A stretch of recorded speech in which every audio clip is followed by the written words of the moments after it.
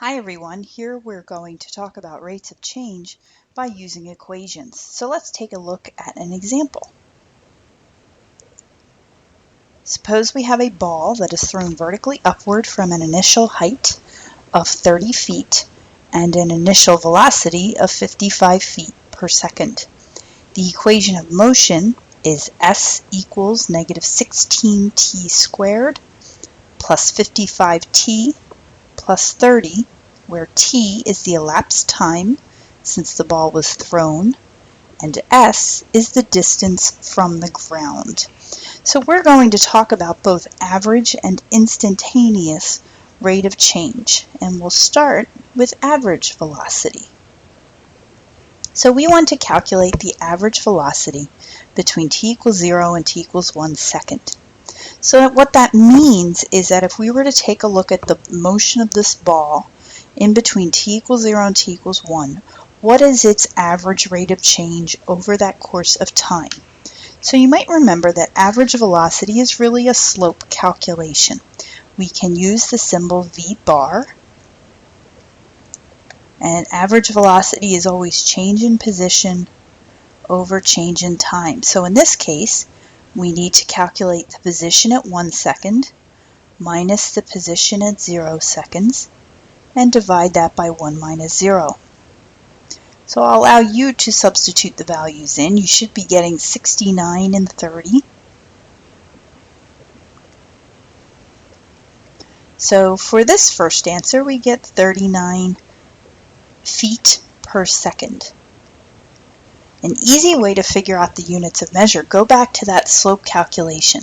In the numerator, it's position, which we measure here in feet, over time, which in this case we measure in seconds. That's why it's feet per second.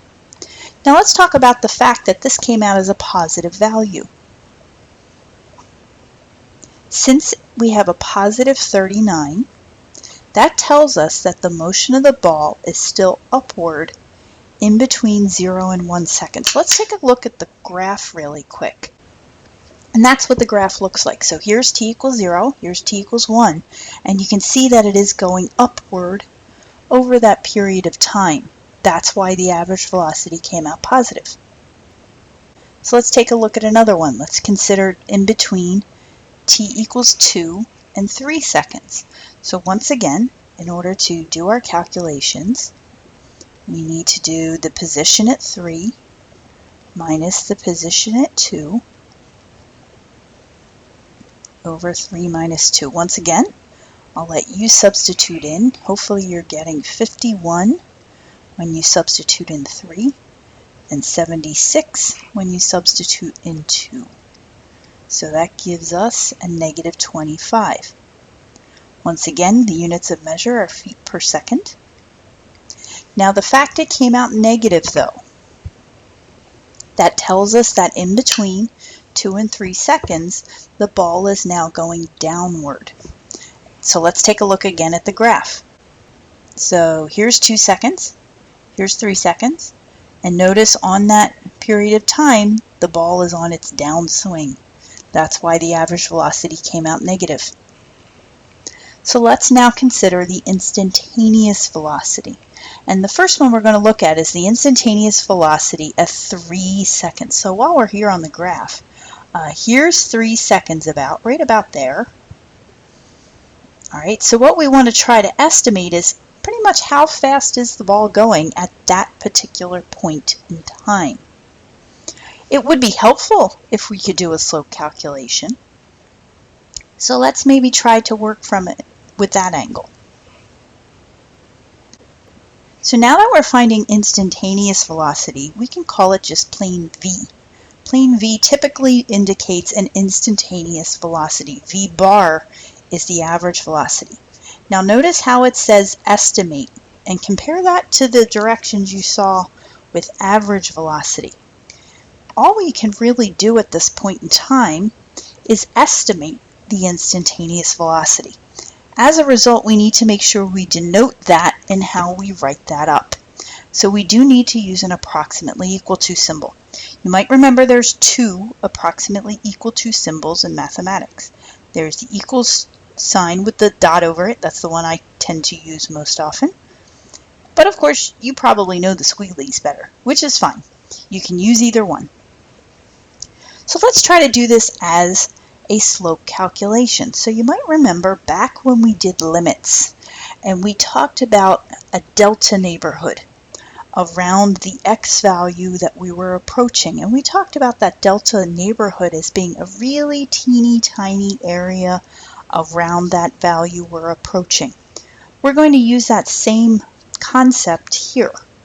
So let's think about maybe choosing t values pretty close to 3 seconds, and we're going to pick one that's a little bit above 3 seconds and one that's a little bit below 3 seconds.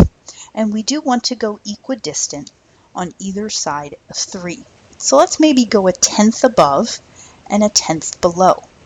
So let's maybe do the position at 3.1 seconds minus the position at 2.9 over 3.1 minus 2.9. So we do need to substitute the 3.1 and the 2.9 into that position function. So this is where we can let the calculator do all the work for us. So let's go make sure you have under y equals your equation. Please take a second to do that. If you don't have it there, it could be because you will want to practice this that I'm going to show you. And once you have it there, go to your quit screen. Basically, you're going to use function notation and tell the calculator to do the position function at 3.1 minus the position function at 2.9. So in order to do that, hit your vars button, go across the top to y vars and into function, and pull up y1, and in parentheses next to that, you're going to put 3.1. It looks just like f of x notation. Now we're going to do minus, and the same thing for 2.9. So vars, across the top to y vars, and then in parentheses 2.9. So this is the numerator for our slope calculation. And we get negative 8.2. Now we need to divide that by 0.2, which is the difference between 3.1 and 2.9. So in this case, we got negative 41.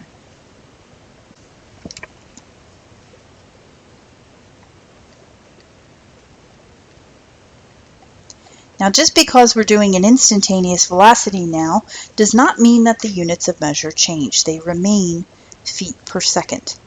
So let's think about what this means. This is telling us that at 3 seconds, the ball is going downward, that's what the negative tells us, at a rate of 41 feet per second. Those of you who have had physics might remember the absolute value of velocity is what gives you the speed of the object. Your speed is basically your velocity regardless of direction. The negative really just tells us the direction that the ball is traveling at that point in time. So let's do another one. Let's try it 1.5 seconds.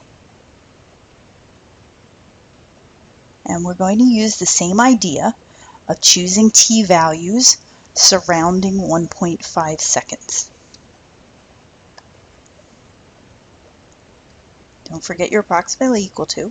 So let's stick to using a tenth above and a tenth below. That seemed to work well before. Now, if you were to be doing this on your own, you definitely can use a smaller delta value. Here I'm using a delta value of a tenth. You very much could use 0.05, 0.01. The more granularity you have in making that delta value smaller, you typically get a more accurate answer. But it's really up to you what you want to use. Don't go any larger than a tenth. Usually your results come out better this way.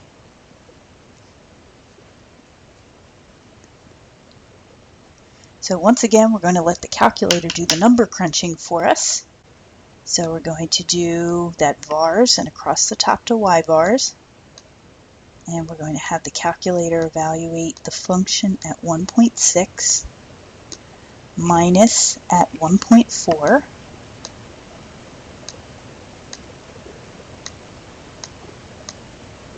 So once again, this is the numerator from our slope calculation, and we need to divide that by 0.2, which is the 1.6 minus 1.4, and we get 7. Now notice this time the answer is positive, so think about what that means. That's telling us that at 1.5 seconds, the object, this ball, is still traveling upward because we got a positive velocity. And if you take a look at the graph, so here would be 1.5 seconds right here. Notice it's almost at the very, very top, but it is still a positive slope there. It is still traveling upward. Over here at 3 seconds, notice how that's sort of on the downside of the ball coming down on this side of the parabola. So let's talk about some other things maybe. Let's see if we can figure out when it is the ball hits the ground. If you take a look at the graph, it looks like it's hitting ground pretty close to 4, but not quite 4. So let's see if we can figure out a way to find that algebraically.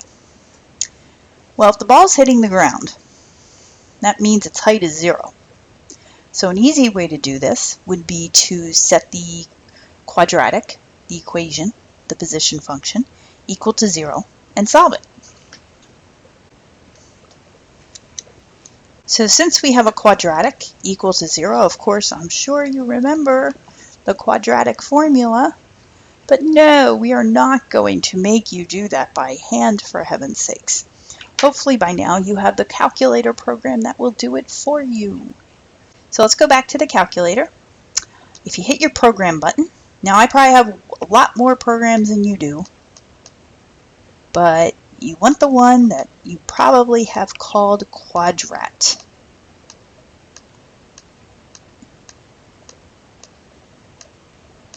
Oh, there it is. So when you run the program, it's going to ask you for the coefficients, assuming, of course, your quadratic is of the form ax squared plus bx plus c. So in this case, a, which is the first question mark, is a -16. B is 55. You just enter them in order. C is 30. Hit enter, and of course we can't have a negative time. So the positive one, 3.916, is how long it takes for the ball to hit the ground. And remember, we had noticed from the graph that it was pretty close to 4, which obviously you just found it is. Remember that we always round our decimals to thousands in AP Calculus. So we would have 3.916 seconds is when it hits the ground. So that's one more question to think about. Can we determine the maximum height of the ball and when it is at that maximum height? Well, this is something you might have done in Algebra 2 or Pre-Calculus. Let's go back to the graph. So obviously we can see when it hits the maximum, so we can just go ahead and find that. So let's trace to the top.